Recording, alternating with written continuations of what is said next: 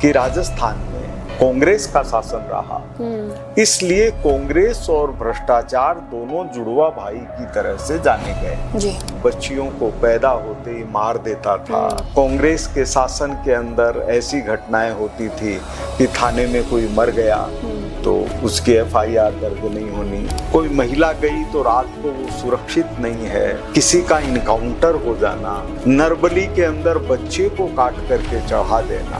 इंदिरा गांधी को भी आपने काले झंडे वगैरह दिखाए थे जब हम छात्र थे, वो घटना क्या थी? हम लोग अपने अपने तरीके से वहाँ पहुँचे थे सभा में, संपूर्णानंद संस्कृत विश्वविद्यालय में सभा थी और सबसे पहले मैंने ही जेब से झंडा निकाल करके हिलाया और कहा इंदिरा गांधी मुर्दाबाद। गोपाल जी, आपने कुछ किताबें भी लिखी है कि गांधी जी सिर्फ जयपुर के स्टेशन से होकर ही निकल गए थे, लेकिन उसमें आपने पूरी सच्चाई बताई है। गांधी जी और राजस्थान का इतिहास, इसके बारे में अनभिज्ञ रहने के कारण वह इतिहास कभी सामने नहीं आ पाया। वीडियो आपका वायरल हुआ था जिसमें पुलिस अधिकारियों के साथ आपकी बहसबाजी हुई थी, उसमें आप ये बोलते हुए दिखाई दे रहे थे कि डीजीपी को मैं देख लूंगा, इस तरीके से आप कुछ कहते हुए इस वीडियो पे। मेरी समझ में देख लूंगा शब्द तो मैंने ऐसे नहीं बोला होगा फलाने को देख लूंगा। आज देश मोदी जी के साथ खड़ा है, अगर कोई सोचे कि हिंदू धर्म का मुकाबला करे तो ये तो कहीं संभव नहीं है। नमस्कार, मैं निशा शर्मा, बतंगड़ न्यूज में आप सभी का स्वागत करती हूं। बतंगड़ न्यूज के पॉडकास्ट की आज सीरीज में एक ऐसी शख्सियत से हम आपको मिलवाने जा रहे हैं जिन्होंने पत्रकारिता के क्षेत्र से लेकर राजनीतिक मैदान पर अपनी एक नई पहचान बनाई है, जिनका बेबाक अंदाज सुर्खियों में लगातार रहता है। जी हाँ, मैं बात करी भाजपा के विधायक और सिविल लाइन के विधायक गोपाल शर्मा जी की। आइए गोपाल जी से बात करते हैं, उनके अनुभव, उनके विचार, पत्रकारिता से लेकर राजनीति का जो सफर है उनका, उसको हम जानने की आज कोशिश करते हैं इस पॉडकास्ट पे। स्वागत है गोपाल जी, आपका बहुत बहुत स्वागत है हमारे पॉडकास्ट पे।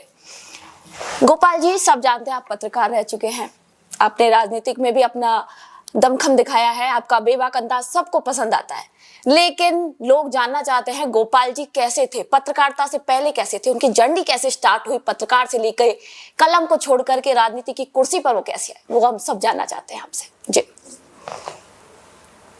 बेबाक होने का मतलब है जी, सत्य का समर्थक होना। बिल्कुल। इसके अलावा और बेबाकी में कुछ नहीं है। अगर हम सच का साथ देते हैं, सच्चे रहते हैं जी, तो हमको वही भूमिका निभानी होती है। बिल्कुल।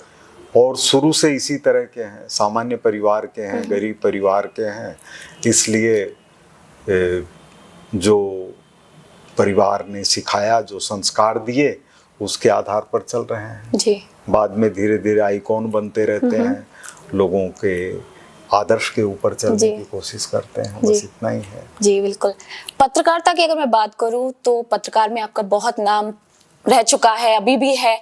अगर बोला जाए कि पत्रकार में कोई था तो गोपाल जी थे, जिन्होंने कार सेवा की अगर बात करें, इमरजेंसी घटना की बात करें तो बहुत से कार्य आपने उस दौरान किए थे, तो उनके बारे में हम जानना चाहेंगे। इमरजेंसी अगर मैं बात करूं, वो घटना बहुत भयावह थी सभी के लिए, उसके आप चश्मदीद गवाह भी थे कि आपने उसको कवर भी किया, तो उसके बारे में हम जानना चाहेंगे कि कैसी वो रात थी, क्योंकि लोग सोशल मीडिया पे आधा अधूरा ज्ञान पढ़ते हैं, किताबों में रहता है, उसको भी हम कभी कभी बोलते हैं तो पलट भी जाती हैं चीजें, तो उसके बारे में हम आपसे जानना चाहेंगे कि आपने जो कुछ देखा वहां पे, क्या कुछ सीन रहा था, कैसे वो दौर लोगों के लिए गुजरा था, उसको हम जानना चाहेंगे। मुख्य बात यह है कि जब मैं पत्रकारिता में आया उस समय राजस्थान दो चीजों का मुकाबला कर रहा था जी। और अगर हम ये कहें कि तीन चीजों का मुकाबला कर रहा था तो भी अतिशयोक्ति नहीं होगी।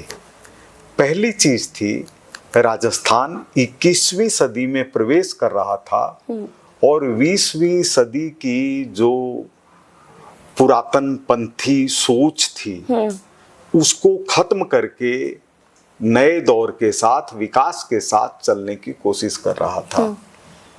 दूसरा था कि राजस्थान को अकाल के साथ इस तरह जोड़ दिया गया था कि हर साल अकाल का आना, बरसात का कम होना, ये दोनों एक दूसरे के पर्यायवाची हो चुके थे जी। और तीसरा ये है कि राजस्थान में 50 वर्षों से अधिक तक कांग्रेस का शासन रहा, इसलिए कांग्रेस और भ्रष्टाचार दोनों जुड़वा भाई की तरह से जाने गए जी। तो ये कहा जाता था कि जड़तापूर्ण सोच जो कुछ हिस्से की देन थी, जी अकाल और भ्रष्टाचार, इन तीन विषयों का मुकाबला आने वाले राजस्थान को करना था। उस समय पत्रकारिता के अंदर आने का अवसर मिला जी और तीनों क्षेत्रों के अंदर बखूबी जिस तरह का काम हो सकता है, एक व्यक्ति अपने परिश्रम से कर सकता है, वो करने की कोशिश की। तो देश के अंदर विभिन्न हिस्सों में जाकर के कवरेज करना, वो तो पत्रकार के नाते जो भूमिका मिली, चाहे वो राम मंदिर आंदोलन की हो, चाहे एकता यात्रा की हो जिसमें मोदी जी ने और जोशी जी ने लाल चौक पर तिरंगा फहराने का काम किया, इसके अलावा और भी कई सारी घटनाएं हैं जिसमें मौके पर रह करके काम करने का मौका मिला। लेकिन ये जो तीन राजस्थान से जुड़े हुए विषय हैं, भ्रष्टाचार, अकाल और राजस्थान की ऐसी सोच जो यहाँ की दृढ़ता, यहाँ की वीरता, यहाँ की भक्ति, यहाँ के परिश्रम के साथ साथ कहीं कोने में चल रही थी कि कोई एक छोटा हिस्सा बच्चियों को पैदा होते ही मार देता था। ऐसी सोच जिसके अंदर कांग्रेस के शासन के अंदर ऐसी घटनाएं होती थी कि थाने में कोई मर गया तो उसकी एफआईआर दर्ज नहीं होनी, कोई महिला गई तो रात को वो सुरक्षित नहीं है, किसी का इनकाउंटर हो जाना, नरबली के अंदर बच्चे को काट करके चढ़ा देना। तो ये सब स्थितियां विकराल रूप में सामने थी और हम लोग ऐसे कितने ही मेरे जैसे साथी थे, भाई थे, पत्रकार थे, जिन्होंने परंपरा के अंदर इसको स्वीकार करके इन बुराइयों को दूर करने की कोशिश की। उसमें एक मैं भी था। जी, बहुत बहुत शुक्रिया सर आपको बताने के लिए। छात्र जब आप पत्रकारिता में थे तो आप चार्ल्स स्वराज से भी मिले थे, तो क्या घटना घटित हुई कि आप उनसे मिले, आप कहाँ पर मिले, तो वो जानना बहुत। चार्ल्स स्वराज से आप मिले थे? नहीं, चार्ल्स स्वराज से, जो स्वराज चार्ल्स से मुलाकात है वो पत्रकारिता के दौरान नहीं है जी।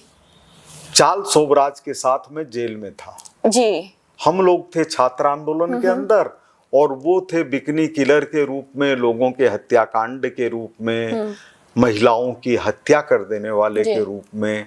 लेकिन चूंकि बीच में दिवाली थी इसलिए हम लोगों को सामान्यतया 2-3 दिन में छोड़ देते थे।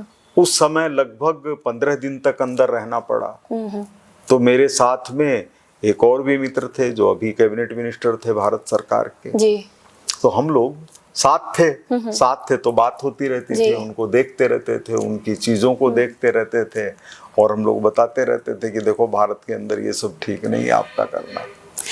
गिरफ्तारी से एक घटना याद आती है कि इंदिरा गांधी को भी आपने काले झंडे वगैरह दिखाए थे जब अभी वो छात्र थे, वो घटना क्या थी उसको भी सब लोग जानने के इच्छुक है हमारे दर्शक। इंदिरा जी इमरजेंसी के अंदर लोकतंत्र विरोधी के रूप में अपनी पहचान बनाने के लिए मजबूर हो गए और वो इंदिरा गांधी जिन्होंने 1971 के युद्ध के अंदर जनता से यश प्राप्त किया, वो अचानक इमरजेंसी के अंदर लोकतंत्र के काले चेहरे के रूप में जानी गई। तो हम लोग छात्र थे, हम लोग ऐसी चीजों के विरोधी थे जो लोकतंत्र का विरोधी हो। मैं वाराणसी में पढ़ता था, इंदिरा जी आई थी उसमें, और इंदिरा जी आई थी तो संजोग से ये था कि हम लोग अपने अपने तरीके से वहां पहुंचे थे सभा में। संपूर्णानंद संस्कृत विश्वविद्यालय में सभा थी और इंदिरा जी खड़ी हुई बोलने के लिए। वो कहती थी बहनों और भाइयों, और सबसे पहले मैंने ही जेब से झंडा निकाल करके हिलाया और कहा इंदिरा गांधी मुर्दाबाद। वो देखा उन्होंने, और जो और हम लोग साथी थे उनमें से एक इस समय जम्मू कश्मीर के राज्यपाल हैं श्री मनोज सिन्हा जी। हम लोग साथी थे, साथ ही पकड़े गए, दिन भर थाने में रहे।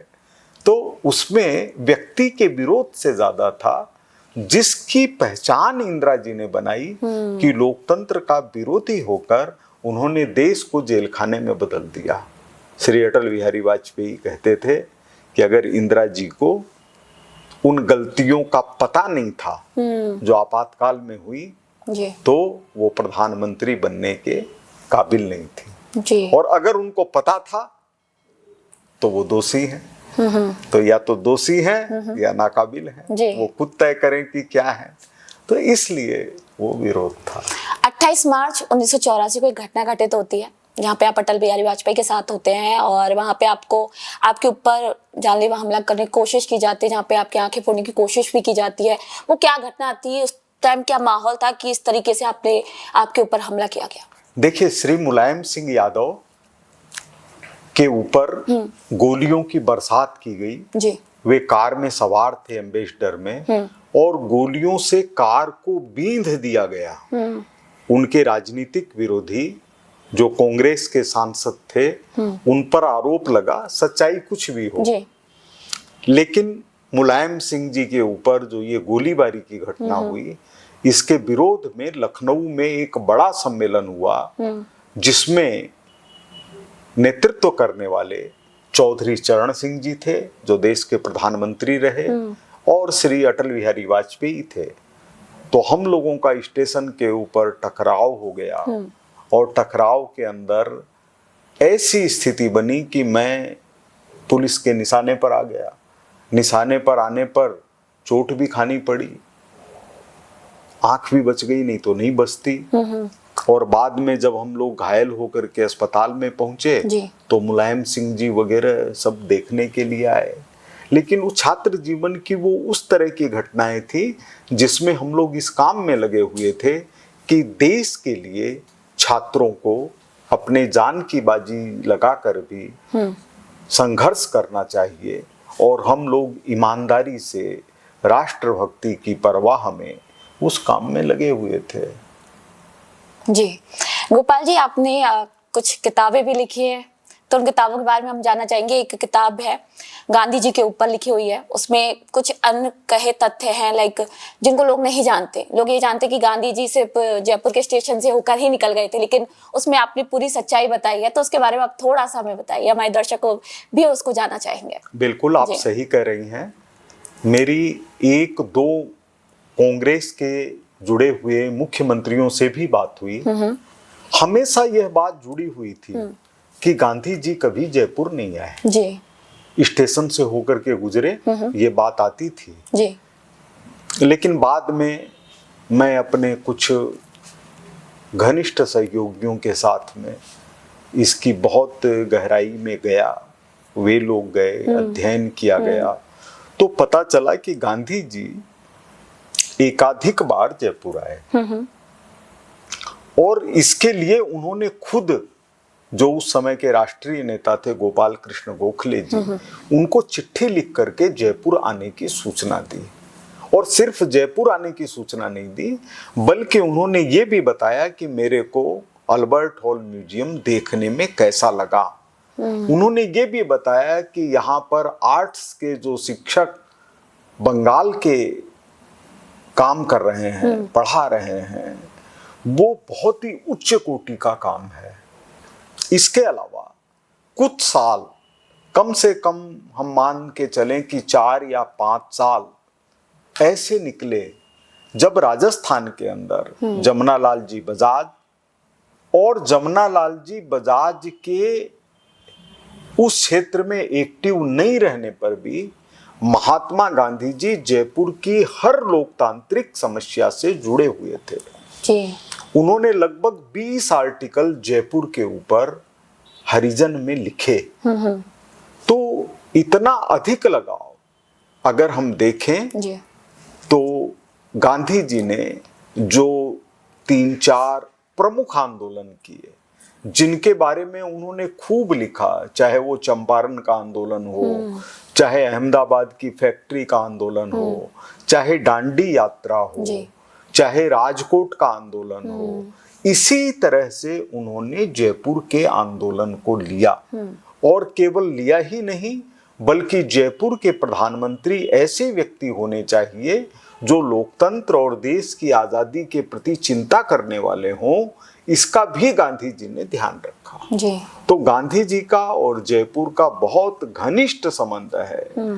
चूंकि कांग्रेस की पूर्ववर्ती सरकार के मुख्यमंत्री आदरणीय अशोक गहलोत जी गांधी जी के प्रति इतने आस्थावान रहे, लेकिन इसके बाद भी गांधी जी और राजस्थान का इतिहास, गांधी जी और जयपुर का इतिहास, इसके बारे में अनभिज्ञ रहने के कारण वह इतिहास कभी सामने नहीं आ पाया। यहाँ तक कि सेंट्रल पार्क के बगल के अंदर गांधी वाटिका बनाई गई, उसके अंदर भी इतना खर्च होने के बाद भी गांधी जी और राजस्थान, गांधी जी और जयपुर, ये अध्याय अब भी अधूरा है। जी बिल्कुल सर। अभी क्या, जब टीवी पे हम देखते हैं कि हमारे पुराने जो सेनानी होते हैं, स्वतंत्रता सेनानी हैं, उनकी बायोग्राफी दिखाते हैं हमें, उसमें जितना वो पढ़ते हैं उसको उतना ही दिखाते हैं, इससे ज़्यादा वो नहीं दिखाते। हमें पता लगा कि आपने एक क्रांतिकारी मंच भी एक बनाया था, जिसपे आपने जो हमारे स्वतंत्रता सेनानी थे जो शहीद हो गए थे उनके परिवारजनों को मिलाया था, उसके बारे में थोड़ा सा हम जानना चाहेंगे आपसे। देखिए, इसकी शुरुआत हुई कारगिल युद्ध से। कारगिल युद्ध के अंदर 71 शहीद हुए थे राजस्थान के। जी। उन सभी का सार्वजनिक रूप से जब अभिनंदन किया गया, जिसमें पक्ष और प्रतिपक्ष, केंद्र में भाजपा की सरकार थी, राजस्थान में कांग्रेस की सरकार थी, लेकिन इन दोनों के प्रमुख राजस्थान से जुड़े हुए एक ही मंच पर इकट्ठे हुए, तो सभी 71 शहीद परिवार भी एक साथ वहां पर उपस्थित थे। उसके बाद जयपुर के कुछ साथियों के कारण यह बात बढ़ती चली गई कि हम लोगों को क्रांतिकारी परिवारों से जुड़ना चाहिए, जिनको लोग लगभग भूल रहे हैं। और अगर हम पता करना चाहें कि राम प्रसाद बिस्मिल का परिवार कहाँ है, चंद्रशेखर आजाद का परिवार कहाँ है, रोशन सिंह का परिवार कहाँ है, अशफाक उल्लाह खान का परिवार कहाँ है, रानी लक्ष्मीबाई का परिवार कहाँ है, तो हमको तुरंत सोचने के अंदर दिक्कत आती है। जी बिल्कुल। तो इसलिए हमारे 2-3 साथियों ने देश भर का भ्रमण किया 3 महीने तक, और एक एक परिवार के पास गए, उनकी डिटेल इकट्ठी की, उनको जोड़ने की आपस में कोशिश की, तो वह जुड़ाव आज तक बना हुआ है। 2-3 साथियों का मैं नाम जान सकती हूँ? कौन कौन साथी आपके साथ थे? उसमें से जो थे वो एक तो आजीवन उन्होंने व्रत लिया कि मैं साइकिल के ऊपर ही घूमूंगा। अच्छा। पंजाब के रहने वाले थे विजय सागर जी। उन्होंने बहुत परिश्रम किया, वो जगह जगह के ऊपर गए। एक अपने पर्यावरण के क्षेत्र के अंदर बहुत अच्छा काम कर रहे हैं विष्णु लांबा जी, वो भी 2 महीने तक लगभग कहीं ना कहीं जाते रहे। बिल्कुल। इस तरह से सूत्र जुड़ता गया, और क्रांतिकारी परिवारों से आपस में इतना लगाव पैदा हो गया कि आज सभी एक दूसरे को जानते हैं। तो आपने सुना कि इन्होंने जो शहीद, हमारे परिवार जो शहीद लोग थे, उनके परिवारों को एक मंच पे मिलाया है, कितना बड़ा काम किया है इन लोगों ने। तो अभी हम पत्रकारिता की बात छोड़ते हैं, अब हम आते हैं राजनीति के सवालों पे, जिसको जानने के सभी इच्छुक हैं। सोशल मीडिया पे मुद्दे उठते हैं, सोशल मीडिया पे जो हम देखते हैं उसी को सच मान लेते हैं, सामने वाले की बात क्या थी, क्या कहानी थी, हम उसको नहीं देखते। आपके 2 वीडियो वायरल हुए थे कुछ दिनों पहले, कुछ टाइम पहले। एक था जीर्ण माता मंदिर का, जहाँ पे पुजारियों का एक विवाद हुआ था, उसमें आप और गुड़ा जी दोनों विवाद करते हुए दिखाई दिए थे। वो मामला क्या था उसको जानने के सब इच्छुक है कि वो मामला क्या हो गया था, क्योंकि जब समझाइश हो गई थी पुजारियों में और प्रशासन के बीच में, आप वहां जाते हैं, पट खोलते हैं, लेकिन गुड़ा जी आ जाते हैं वहां पर, फिर वो बहसबाजी, किस बात के ऊपर वो बहसबाजी होती है जो सोशल मीडिया पर वायरल होती है? देखिए, गुड़ा जी एक परिश्रमी नेता है और जनता के हित के लिए हमेशा आवाज उठाते रहते हैं। बिल्कुल। वो क्षेत्र के नेता के रूप में वहां के जीर्ण माता के लोगों के बुलावे पर गए थे, और मैं एक भक्त के रूप में गया था, बस इतना ही फर्क है। मैं वहां पर गया था भक्त के रूप में, वो नेता के रूप में थे। उनका जन समर्थन वहां ज्यादा है। उनका झुंझुनू जिले से जो जीर्ण माता के बिल्कुल नजदीक है, वहां से उनका रिश्ता है, हालांकि मैं भी वहीं का हूँ। तो कुछ चीजें आपस में पसंद नहीं आती हैं, तो तेज आवाज में बदल जाती है। जैसे हम किसी को आवाज दे के पुकारते हैं, वो नहीं सुना तो हम और जोर से आवाज देते बिल्कुल। हैं, तो उसमें कोई गलत बात नहीं। तो वो नजरिए का खेल बोल सकते हैं नजरिए उसको। का है। जी जी बिल्कुल। एक और वीडियो आपका वायरल हुआ था जिसमें पुलिस अधिकारियों के साथ आपकी बहसबाजी हुई थी, जिसमें सोशल मीडिया 58 सेकंड का वो वीडियो था। उसमें आप ये बोलते हुए दिखाई दे रहे थे कि डीजीपी को मैं देख लूंगा, इस तरीके से आप कुछ कहते हुए इस वीडियो पे बात कर रहे थे। तो उसको देखिए, के बारे में हम थोड़ा फर्क जानना है। चाहेंगे एक फर्क कि है। लोग ये कह रहे हैं कि आप उनको धमकाते हुए नजर आ रहे थे, तो हम आपका नजरिया जानना चाहेंगे।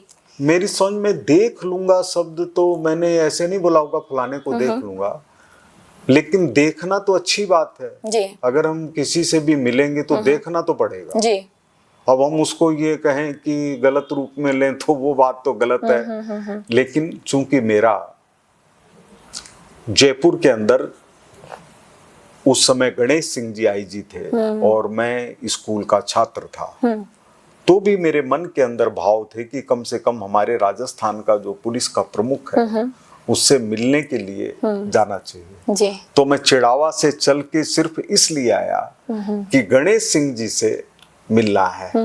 तो हम लोग दूसरे स्वभाव के वातावरण में पले। जैसे पाकिस्तान से युद्ध के बाद इंदिरा जी और जनरल मानेक शाह अरडावता गए शीशराम जी ओला के बुलाने पर। शीशराम जी ओला कांग्रेस के नेता, इंदिरा जी कांग्रेस से जुड़ी हुई प्रधानमंत्री।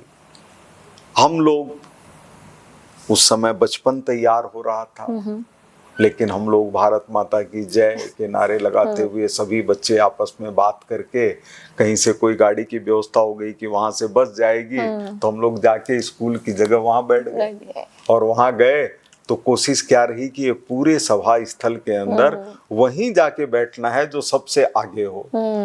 तो जहां उनका मंच लगा था वहां हम लोग 15-20 लड़के बैठ गए। जब बैठ गए तो क्या करना चाहिए, जब इंदिरा जी खड़ी हुई तो हम लोगों ने कहा भारत माता की जय। जब मानेक शाह खड़े हुए तो हम लोगों को लगा कि ये थल सेना अध्यक्ष है जिनके नेतृत्व में भारत ने पाकिस्तान के पेंटंक टैंकों को खत्म कर दिया। तो हम लोगों को खुशी हो रही थी।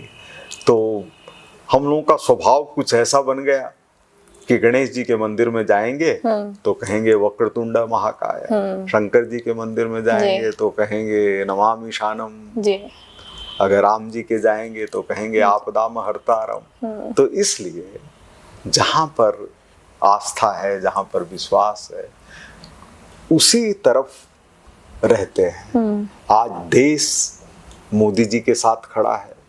आज देश उस संक्रमण काल से बाहर निकल रहा है जिसमें हमारी मानसिकता गुलाम हुआ करती थी।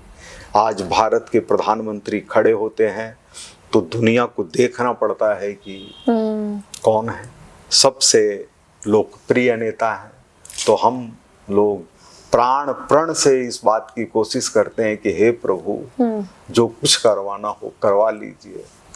आपने बातों को घुमा दिया। आपने जो आंसर था वो आंसर नहीं दिया डीजीपी वाला। मैंने आपसे एक आंसर पूछा था। नहीं, मैंने कहा नहीं, ये हमारी भाषा ही नहीं। जी, अगर जैसे उन्होंने कहा होगा कि ये उनके आदेश से कर रहे हैं, किसी के भी आदेश, मैंने कहा ठीक है, उनको भी देख लेंगे। जी जी जी, आपको देख ही रहे हैं, उनको भी देख लेंगे।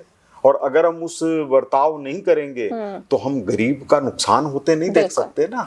हमारे सामने अगर कोई गरीब को पीट रहा है और पीटने वाला कोई भी हो तो हमको जोर से ही बोलना पड़ेगा, क्यों पीट रहे हो।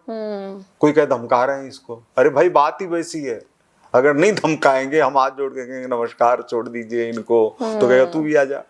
बिल्कुल। तो भूमिका की बात है जी। तो अगर देखा जाए, अभी आपने जिस तरीके से बातें कही थी कि बचपन से ही आप बहुत ही ज्यादा बेबाक बोलते हैं, कि बेबाक का मतलब अलग अलग तरीके से बोलता ही नहीं, करता भी। बिल्कुल, बोलता ही नहीं, बिल्कुल, करता भी। राउडी राठौर मूवी, जब वहां जेल जाना था तो राउडी राठौर मूवी जो मैं बोलता नहीं, वो मैं डेफिनेटली नहीं करता देखता, हूं। जी। क्योंकि हम लोग स्वाभाविक रूप से एक्टिंग नहीं करते हैं। हम लोग जिस समय जिस भूमिका का निर्वाह करना है उसको करने की कोशिश करते हैं। जी। मूलतः हम लोग शांत व्यक्ति हैं, शांत भारतीय हैं। जब देश से किसी से युद्ध होगा तो हम लोग उस भूमिका में हैं।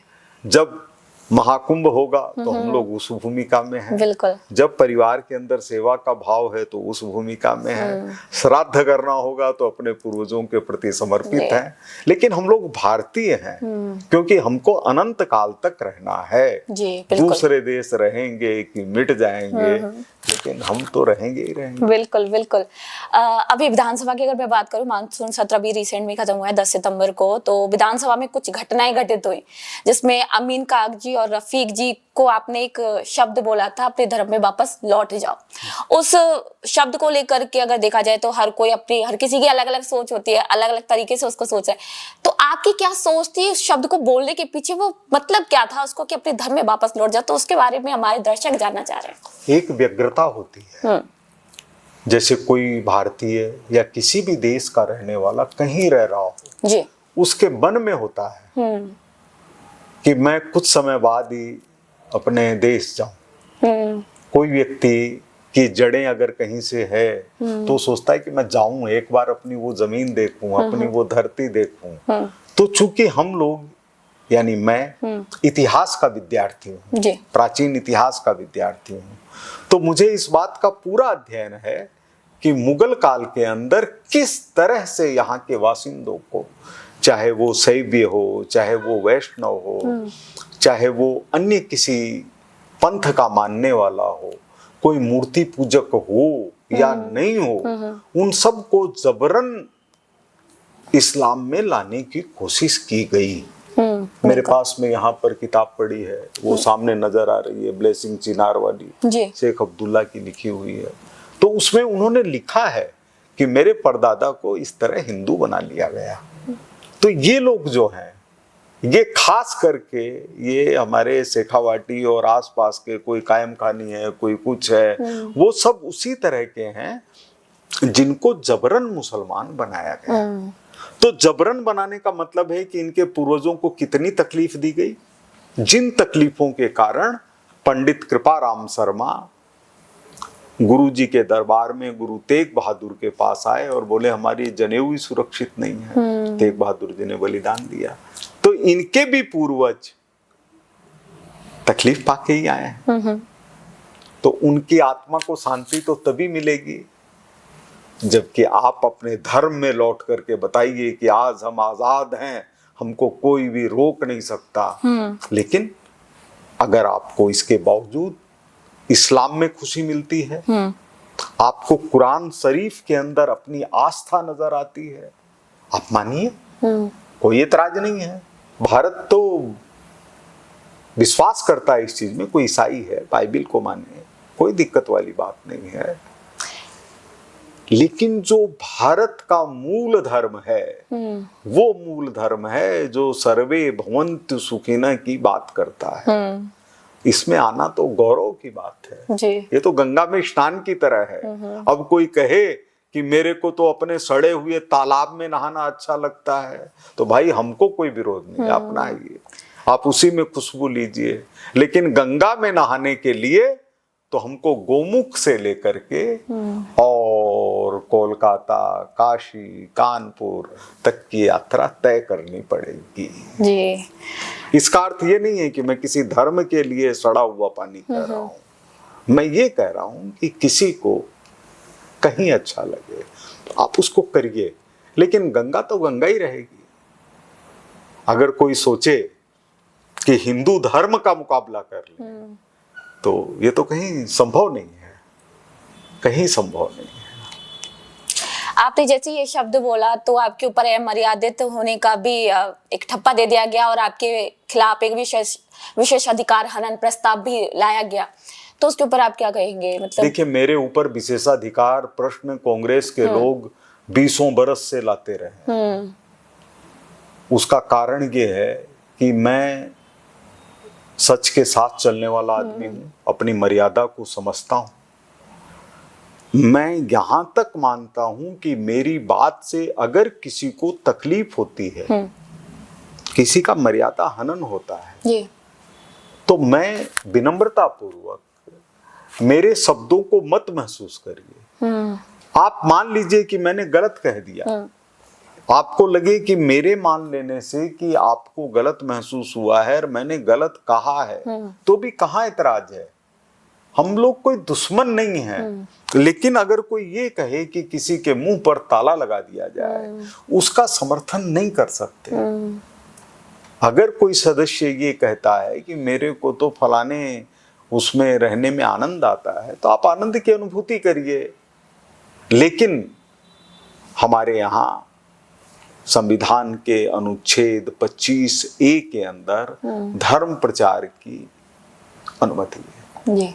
मैं उस दिन विधानसभा के अंदर कह रहा था, कृपया मूल धर्म में लौटिए, और मैं ये हाथ जोड़कर निवेदन कर रहा था। इसमें तो किसी का अपमान हो नहीं सकता।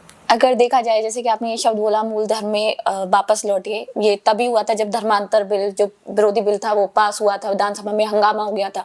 शुरू से ही लोग पार्टी को, बीजेपी पार्टी की बात की जाए तो हिंदू मुस्लिम करने वाली पार्टी कहते हैं, और ये शब्द आया तो उसको लेकर भी लोग और ज्यादा वही कर रहे कि जो बीजेपी पार्टी है वो हिंदू मुस्लिम कर रही है, तो इसके ऊपर भी उनको अध्ययन करने की जरूरत है। जैसे कई बार ऐसा होता है कि जो पुराने सदस्य हैं, कई बार सदस्य रहे हुए हैं, वो विधानसभा की परंपरा की बात करते हैं, संसदीय परंपरा की बात करते हैं, और मैं उनसे बहस करूं तो उचित नहीं। मेरा पहला कार्यकाल है, मैं उनसे क्या बहस करूंगा। अगर किसी विषय के ऊपर मेरी जानकारी है, वो मैं सामने रखता हूं। बिल्कुल। अब ये कहें कि हम तो गांधी जी की तो उसी बात को मान सकते हैं, लेकिन आपकी उसी बात को नहीं मान सकते, तो फिर तो ये क्या बात हुई। भगवान श्री कृष्ण ने गीता में जो उपदेश दिया, वो तो अर्जुन को उपदेश दिया। वो वाक्य तो चले गए, अब तो गीता जो हाथ में, उसको मानना पड़ेगा। कहेंगे हम ये गीता गलत, वो बोले वो सही, ये नहीं हो सकता। आज हम लिखे हुए को मान सकते हैं, तो ऐसे ही गांधी जी ने जो पत्र लिखा, उसमें उन्होंने इच्छा व्यक्त की कि मूल धर्म में आना चाहिए। विधानसभा में एक और विवाद चल रहा है महिलाओं की निजता हनन करने का, जिसमें विधानसभा जो स्पीकर है उनके ऊपर हिडन कैमरे को लेकर विवाद है। वो तो क्या विवाद है, उसके ऊपर थोड़ा सा हमें ब्रीफ करिए, लोग भी जानना चाहते हैं उसके बारे में। कि इनको ये मंजूर नहीं है कि महिला शक्ति के रूप में सामने आए, इसलिए ये हमेशा अपने पुरुषत्व को जगाकर महिलाओं की ठेकेदारी अपने हाथ में रखना चाहते हैं। महिला किसी से कमजोर नहीं है। बिल्कुल।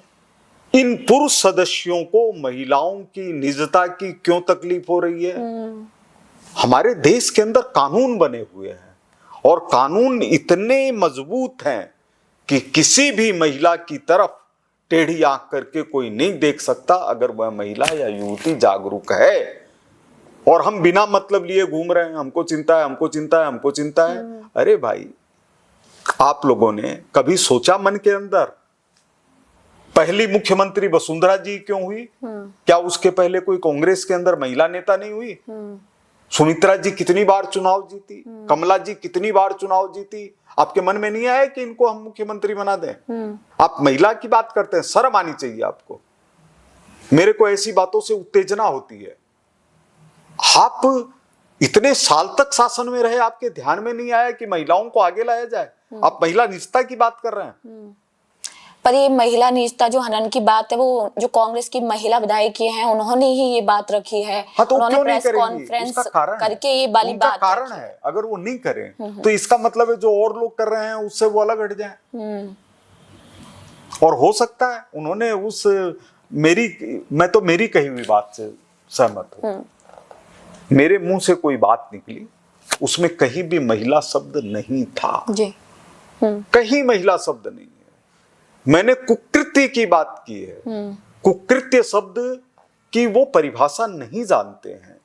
कुकृत्य कहां से निकला हुआ है यही वो नहीं जानते। संस्कृत भाषा का शब्द है कुकृत्यम, और कुकृत्य किसके लिए प्रयोग होता है ये वो नहीं जानते। अगर कोई रास्ते में जा रहा है, कोई किसी के ऊपर एक गिलास पानी उछाल दे, उसके शरीर पर गिरा दे, वो क्या है? क्या वो सदकृत्य है? लेकिन इनको उस भाषा की आदि नहीं है ना, तो इसलिए उनको वही चीज नजर आती है जो खराब हो। इसलिए और अगर ये लगा कि मैंने जो कहा उसमें भले ही मैंने महिला का नाम नहीं लिया, भले ही मैंने किसी के चरित्र को लेकर के कुछ नहीं कहा, उनको अगर अंदेशा भी लगता है कि मेरे उसके अंदर ये भाव हैं, तो मैं तो सबको इतनी श्रद्धा से देखता हूं कि मेरे उन शब्दों का कोई महत्व नहीं। ऐसे शब्द धिक्कार हैं जो किसी को चोट पहुंचाए। मैं तो कभी अपने सब, उस दिन मैंने एक वरिष्ठ कांग्रेस के सदस्य को, जो 5 से ज्यादा बार सदस्य बन चुके हैं, वहां की वीडियो रिकॉर्डिंग और जो सीसीटीवी कैमरे लगे हैं उनको अगर देखा जाएगा और उसमें से आवाज आती हो तो ध्यान से सुनी जाएगी, तो उन्होंने कहा गोपाल जी हमको इस वाक्य से बहुत तकलीफ हुई। मैंने कहा आपको जितनी तकलीफ हुई उससे ज्यादा मेरे को हुई, और मैं तो खुद ही ये लिख करके देना चाहता हूं कि मेरी बातों में किसी को भी कुछ गलत लगता हो उसको हटा दीजिए। लेकिन जिस समय ये बात हो रही थी उस समय तो प्रतिपक्ष वेल में खड़ा होकर के कुकृत्य कर रहा था। वेल में जाकर के नारेबाजी करना, अध्यक्ष की सीट के नजदीक जाना, ये कुकृत्य है। वो विधानसभा की कार्रवाई में भाग नहीं ले रहा था, और आप 4 दिन बाद जाकर के कह रहे हैं कि ये इसके अंदर विशेषाधिकार हनन हो गया। अरे भाई, जब विशेषाधिकार हनन हो रहा था तब आप क्या कर रहे थे? क्या आप अध्यक्ष के विशेषाधिकारों का, सदन के अधिकारों का, सदन की मर्यादा का पालन कर रहे थे? जो मर्यादावान पदों के लिए जूती की नोक के बराबर होने की बात करते हैं, को शर्म आनी चाहिए। धिक्कार है उन लोगों को। मेरे मन के अंदर नारी के प्रति, महिला शक्ति के प्रति इसलिए सम्मान है क्योंकि भारत के अंदर महिला शक्ति की प्रतीक माता दुर्गा है, माता सरस्वती है, माता लक्ष्मी है। इनके बिना हम क्या हैं? जी बिल्कुल। हर पार्टी के अंदर आरोप प्रत्यारोप का दौर चलता रहता है। जिसकी सत्ता होती है वो दूसरी पार्टी की प्रत्यारोप आरोप लगाना शुरू कर देता है। हाल ही में कल की अगर मैं बात करूं तो डोटासरा जी बूंदी गए थे, तो एक होटल में उन्होंने प्रेस कॉन्फ्रेंस की है और जो बीजेपी पार्टी के नेता मंत्री उनके ऊपर एक आरोप लगाया है अवैध बजरी खनन का। उन्होंने आरोप लगाया है कि मंत्री बजरी खनन कर रहे हैं और जनता त्रस्त हो रही है। तो इस आलोचना, इसके ऊपर आप क्या कहना चाहेंगे? देखिए, पहली चीज तो है कि उनके साथ जी लगाया जाना चाहिए कि नहीं लगाना चाहिए, इसके लिए हमको नीति शास्त्र का अध्ययन करना पड़ेगा। क्योंकि जी लगाने की मर्यादाएं हैं। आप किसके साथ लगा सकते हैं, किसके साथ नहीं लगा सकते। आरोप तब तक महत्व नहीं रखता जब तक कि वो सिद्ध नहीं हो जाए।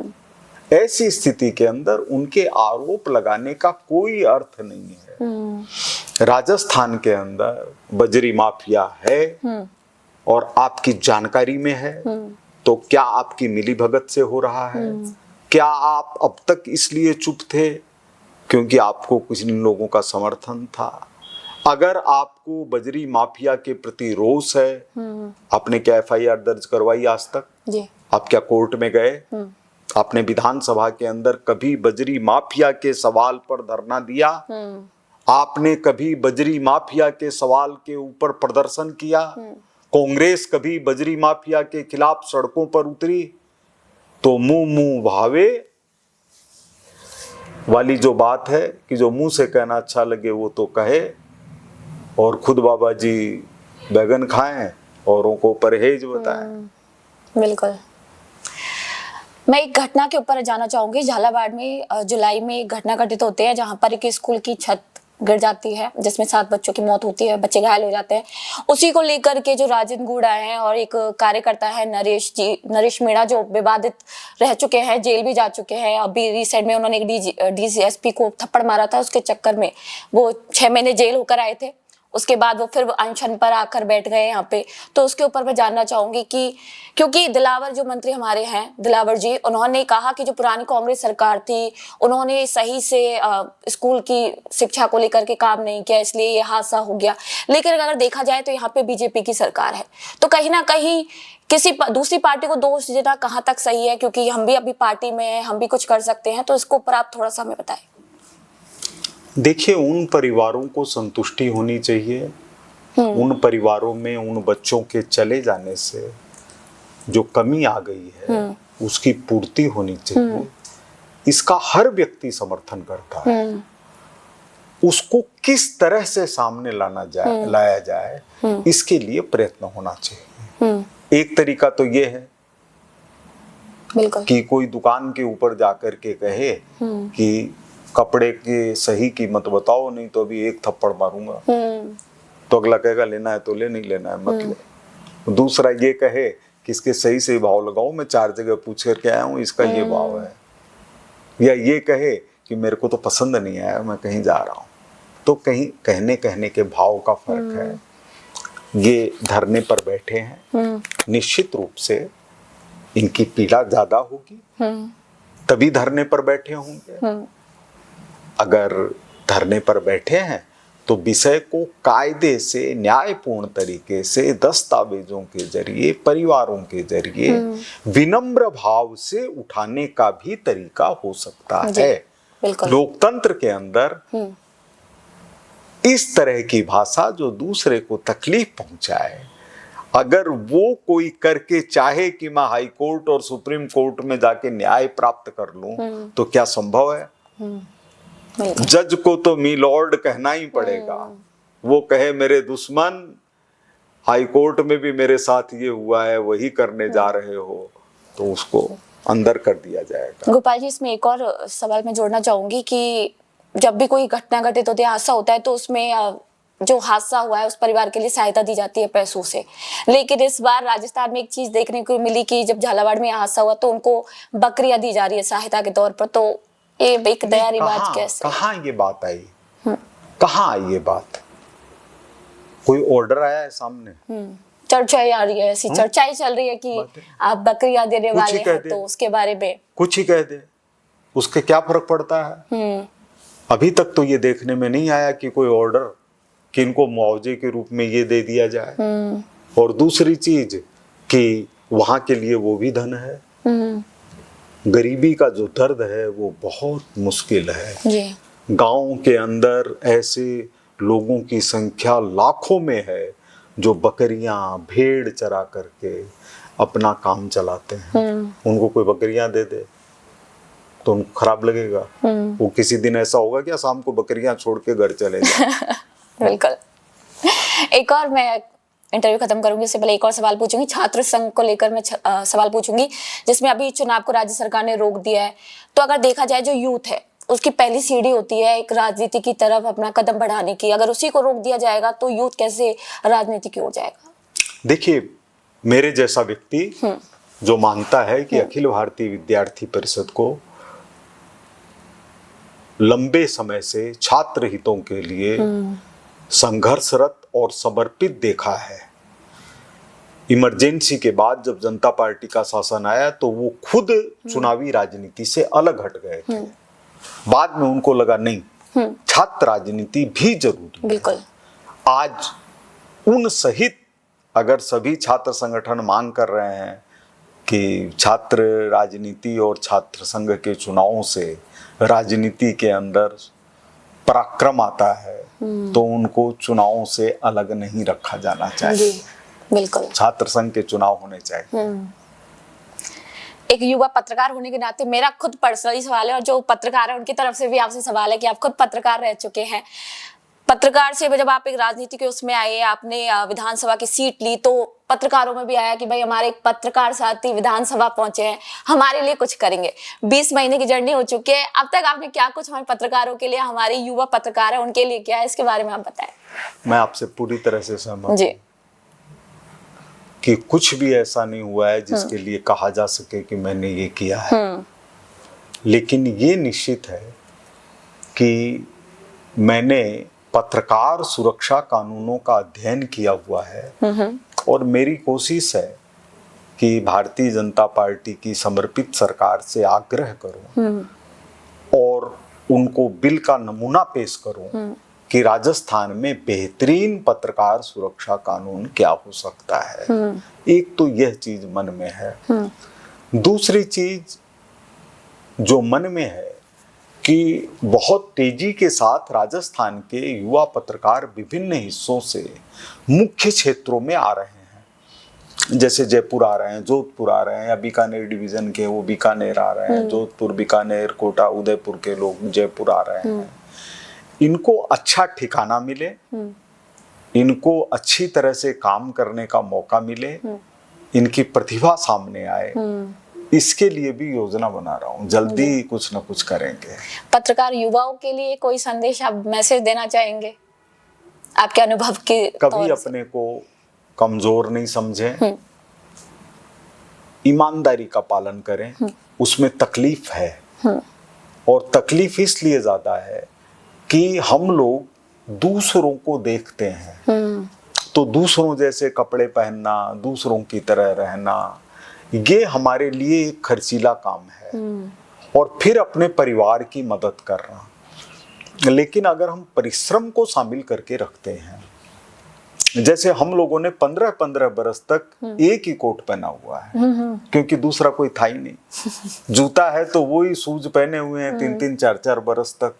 लेकिन अगर उस समय शूज और कोट देखते तो काम नहीं कर पाते। बिल्कुल। तो क्या संतुष्टि देती थी कि पहले पेज के ऊपर रोज नाम छप रहा है, तो वो शूज का भी काम कर रहा है, वो कपड़ों का भी काम कर रहा है, और वो परिवार के प्रति समर्पण का भी काम कर रहा है। जी बिल्कुल। तो हम अपनी ऊंचाइयों को बढ़ाते चले जाएं, और परिश्रम हमारी जब भी कभी सामर्थ्य है तो हम उस समय आराम नहीं करें बल्कि काम करें। बिल्कुल। कोई भी पीछे नहीं रख सकता, और पत्रकारिता से पवित्र कोई भी पेशा दुनिया में नहीं है। बिल्कुल। पत्रकार प्रथम। बहुत बहुत शुक्रिया गोपाल जी, आपने अपना कीमती समय हमें, हमारे बतंगड़ न्यूज को दिया। आपसे बहुत अच्छा लगा मिलके। आपने कितनी सारी जानकारी हमारे लेकिन दर्शकों को दी। आपके सारे सवाल इस तरह के हैं जो वतंगड़ नहीं वार्ता के हैं। जी जी जी। आपने जो भी सवाल किए हैं बहुत गहरी जानकारी के साथ किए हैं, और मेरी उम्मीद है कि बतंगड़ की टीम जी बहुत ऊंचाइयां प्राप्त करे। Thank you. और ऊंचाइयां प्राप्त करना आपके हाथ में है। जी बिल्कुल। Thank you so much. तो ये हमारे साथ सिविल लाइन विधायक गोपाल जी मौजूद थे, जिन्होंने बहुत सारी कहानियां, बहुत सारी किस्से जो उनके जीवन में घटित हुए वो हमसे शेयर किए। तो मैं उम्मीद करती हूँ कि ये पॉडकास्ट आप सभी को बहुत पसंद आया होगा। तो मिलते हैं एक और नए पॉडकास्ट में एक नए मेहमान के साथ। तो मैं निशा शर्मा विदा लेती हूँ आपसे, तब तक के लिए नमस्कार।